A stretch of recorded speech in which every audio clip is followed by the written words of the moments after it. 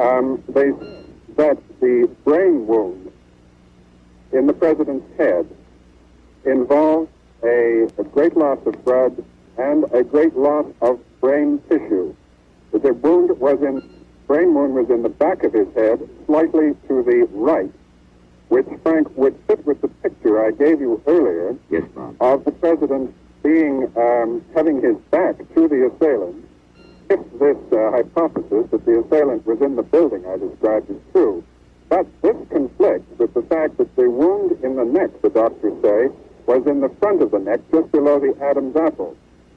Now, it could have been that there were two bullets. One struck him as he faced the assailant, the other as the car turned the corner, or perhaps one bullet just struck him from the front in the neck and then went up the brain.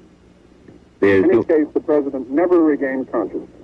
And the best we can make out now, the president's motorcade had really traveled perhaps a few yards beyond this point, and that the fatal shots that were fired from behind and struck him in the back of the head, and then incongruously some way another bullet struck him in the front of the neck. One reporter, Frank, who was traveling in the motorcade, says it's his guess that the assassin had about a 45-degree angle on the president, so that it was not head-on or directly from the rear, but on the side. The trend of the clearing, whether it is clearing or not, yes. Doctor, did you know the president is dead?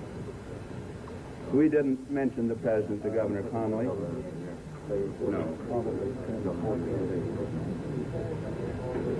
He has out of surgery at present time is resting in his room, is that correct?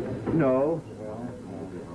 They are now taking care of the compound fracture of the right radius. As soon as that is finished, he will be taken to the recovery room where he will be carefully watched until he has regained all of his vital signs. Now, his vital signs are good now, but we like to observe them for a period of time. This is a routine measure until blood pressure is stable, respirations are satisfactory, and until the governor is fully recovered from the anesthesia. In other words, he's fully conscious, responding rationally to questions.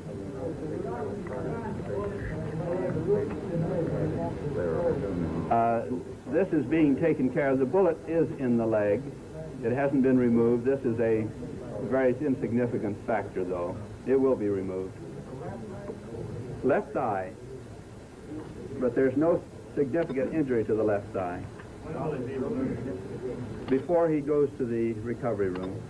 His vital signs are good now, but we like to observe them for a period of time. This is a routine measure until blood pressure is stable, respirations are satisfactory, and until the governor is fully recovered from the anesthesia. In other words, he's fully conscious, responding rationally to questions.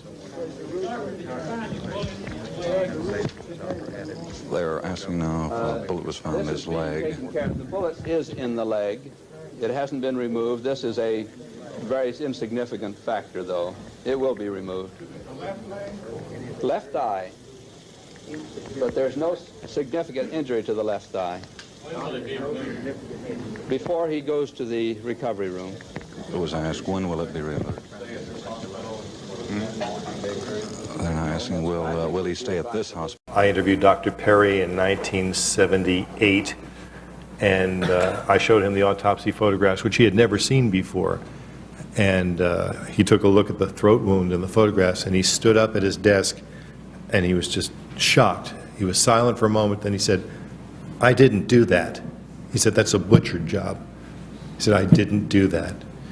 And then he relived the entire tracheotomy. He stood up and he had his, what was supposed to be a scalpel in his hand, and he showed doing the incision, and said it was only about a little over an inch long. He says, he just went on and on about why that couldn't have been what he had done.